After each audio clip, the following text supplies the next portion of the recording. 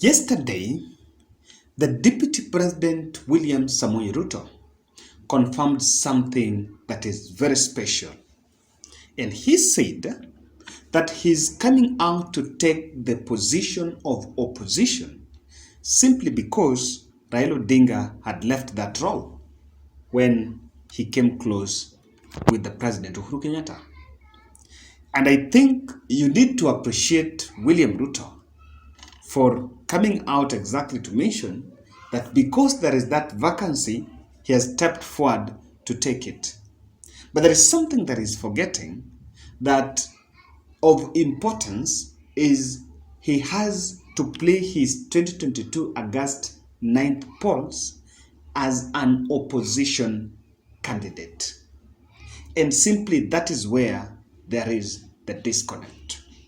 Let's look at the two factors he addressed there first. He mentioned about the fuel issue. Of course, the inflation had been high. And to me, that inflation, I want to agree with him, it was artificial because some oil marketers or some cartels in that industry had hoarded the product. And I think it was to push the government to release those funds, the subsidy, and that's when the president signed it, and of course things are coming to normal.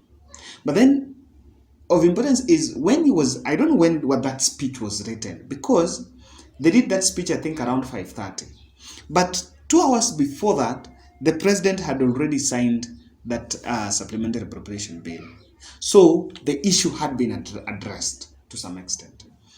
Also on the fertilizer, he actually said that the subsidy by the Ministry of Agriculture by Peter Munya was not the permanent solution, and that was just to seize the moment. Then, of something that he was not keen into is that after that subsidy, I think the farmers, because Peter Munya was in Kitale, they had capped or they had regulated the threshold to 10 bags. But yesterday, they increased it to 20. So when Ruto was making the press briefing, he did not even know that Peter Munya had already met with the farmers and the threshold had been increased to 20. So the other thing that is also very open that you could also see in that press briefing is that William Ruto was also receiving some intel from other sources. The way he was talking, you could see that because he said that this is a government artificial thing, and why was the money that was supposed to be paid, I don't know, the subsidy fund was diverted somewhere, and he was asking those questions because he knew that, of course, there was a problem. After that, I think before that, after that press briefing, Jeremiah Kioni, the Secretary General of Jubilee Party, is now unleashing what, according to me, is how Deputy President William Ruto lost a golden chance to launch his presidential campaign. And Jeremiah Kioni is asking him that the best thing that he would have done was to resign from government. And I want to mention to you people here, in my own understanding, if William Ruto was to launch a powerful presidential campaign, it was to walk out and run opposition politics outside government. By the way, you will realize that there have been many issues. And when he gave that press briefing, that is the one that now he came out and he wanted to address, and it was being done, not the way they gave Musalia. This one, he's the one who talked and thing ended there. They did not even give the communication team, like the Hussein Mohammed, to do it in the social media. No, it was done there. Intentionally, what he was simply doing, he's just simply wanted to provoke the president. Just wanted to tell the president that, look here, I'm not really key, I'm not really so much involved in what is going on, but I have an idea what is happening in government. Jeremiah Kioni asked him that the best thing that would have done is to resign. Do you agree? Do you agree that DP Ruto had was to resign? First, let you take some few seconds and listen to the press briefing from Karen. You know as much as I do the situation in Kenya. You know that what was government is now like the opposition, and what was the opposition is now behaving like it is government. It is that confusion that has visited on the people of Kenya an accountability problem, because there are no more clear lines between the people in the opposition and the people in government, because greedy people who are supposed to be discharging their responsibility on the other side of government, because of greed, decided to come and become cartels and barons in government. Now in this video, just developing from the statement by Jeremiah Kioni, I want to tell you how DP Ruto squandered his golden opportunity to become the fifth president. One, there is something that he was so oblivious on. He became overconfident that, you know what, it doesn't matter. I am going to get it, because he knew that, because, you know, he did have an idea that whether Raila was going to be in ballot, and he didn't know that. He did believe that finally Uhuru was going to support Raila Odinga. And without the support of Uhuru, and he would have just disintegrate NASA and take all of NASA. In fact, if Uhuru was not with Raila, the whole team of NASA would be with William Ruto, and Raila would be left alone and would not even be vying. So he thought that things were going to work that way. I want to say that if Ruto would have resigned, there are 4 things that he would have achieved, and this would have really boosted his presidential campaign. 1, with walking out of government and resigning, first, people are asking, so what will happen? The president will just appoint another person and be vetted in parliament and assume that office. And he will decide maybe to give it still to the Kalenjin community, or even give it to Western or another place. And of course, the issue of Raila, no, that one will not happen. But then, Ruto would have created a very powerful opposition wave that would run riot on government. And running riot on government will be this. The second term of President Uhuru Kenyatta was very vulnerable. And it was vulnerable because if you look at how the COVID-19 ran riot on government, and you know, after COVID-19, that's where the KEMSA scandals came. He would have done that. And another thing is, even in this government, there are also elements of corruption. But he cannot point out on those corruptions because he's still in government, and it cannot give it the weight. If he was out and he will talk about KEMSA, he will talk about this, they ever talked about another KEMSA too. They're talking about some few corruption scandals here and there. It will give it the weight, and it will neutralize what is normally on him, that he's a corrupt person. Secondly, that walking out and you have the hustler movement around you, you run riot on what is happening in government. Because the truth is, things are not tough. Things are very tough. With the debt issues and the inflation that is happening on the basic commodities, you can easily marshal the masses against the government of the day. This is what Raila did in the run-up to 2017. And that is why the 2017 presidential campaign by NASA was a purely opposition with the masses, saying that we want to liberate the country from the yokes. He would have done that, and I think he would have given this team, this is the team around for his man, but he squandered that. So I will ask you, the second bit is, and this will tie, because someone will ask, so when was the best time to resign? Let me tell you.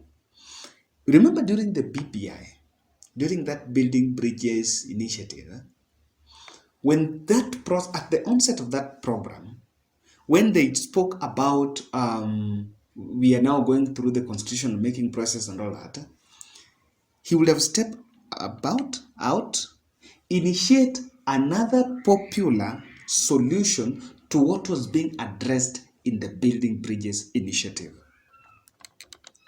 You know, you have to give credit to something here. The BBI, the problem was the process, but the substance was there. I listened to Mutahingoji saying that if you would have created, there are two tenets. There is the constitutional and there is the military. So we wanted just to solve our problems by the constitution. So if there was to be position of the prime minister and all that, so someone was saying, Ruto wins, Raila becomes prime minister. Raila wins, Ruto becomes prime minister. Give it all is done. About the issue of capitation, the counties would have been solved. So what would have done, and remember, there was that Punguza Mzigo initiative. Remember Punguza Mzigo initiative that was going on alongside the BBI.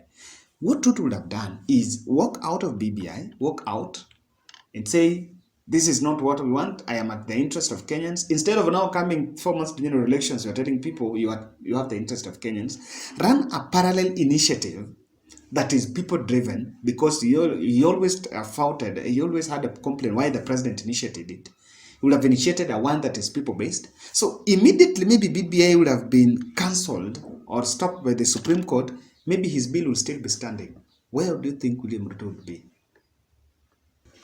If William Ruto's that in alternative popular initiative will be going on when BBI stopped, I can surely tell you that he will be far. Remember when Raila did the Okoa Kenya, and it was bungled by what I can say are malls. Thirdly, in the likely event that DP Ruto is going to leave government, there will be bit of that reaction.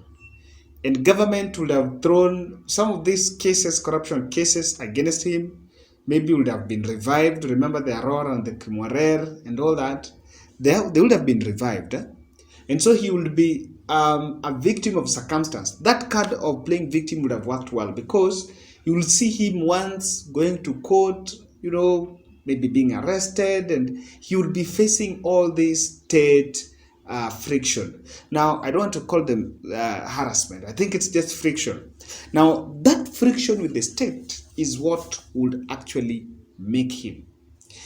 You will take every credit from Raila Odinga, but you will not take the credit that he is actually branding himself as a true statesman because of what Kenyans can see, the sacrifices that he made for the country. There is a photo that I like reminding people. There is this photo of the 2015, the Firimbi operation. Now, that is what happens. Now, that is what makes someone. Even if you want to write Raila's story, people might even underestimate, say, the coup d'etat that was Moi era, and maybe it was because he was a victim, or maybe he played part. But how about what he went through in the 20th century? The fate of the 2007 bungled general election, the 2013, the 2017, look at the Firimbi operation, the reform movement. So these are things that makes you a candidate. In the long run, it will make you be someone. And that is why I tell people that whatever deputy president goes through, and if he loses the August 9th general election, that will not be the end of him. Actually, that will start the making of Deputy President William Samoei Ruto. That will be the start of his making. That makes him a very prime candidate in 2027. Now, lastly, I think that would have also favored him, because he would have got the attention of the civil society groups, and this will give him the international clout. First vice president to resign in office this century, it will be a big news, and they would have actually, even people who support him will see the magnitude of the sacrifice that he has made so that he can pursue the interests of the common man. This is finally what I need to say, that the hustler movement is such a good movement, but there is a bit of that disconnect between the people that are pushing hustler and the hustlers themselves. The best way that he would have done, if he was out, he would have ran and said, now I used to enjoy the big cars and big security, and because of you people, I had to leave government so that I be with the people. That is what Raila was in 2015. He was with the people. When he talked about, the ABC must go, he used to go with the people. If you look at William Ruto, I have to mention that he has never been with the people. He has never been with the people. The rallies, and that is campaign. Being with the people is a moment when there is no interest that you are pursuing, but you are pursuing purely the cause of the common man.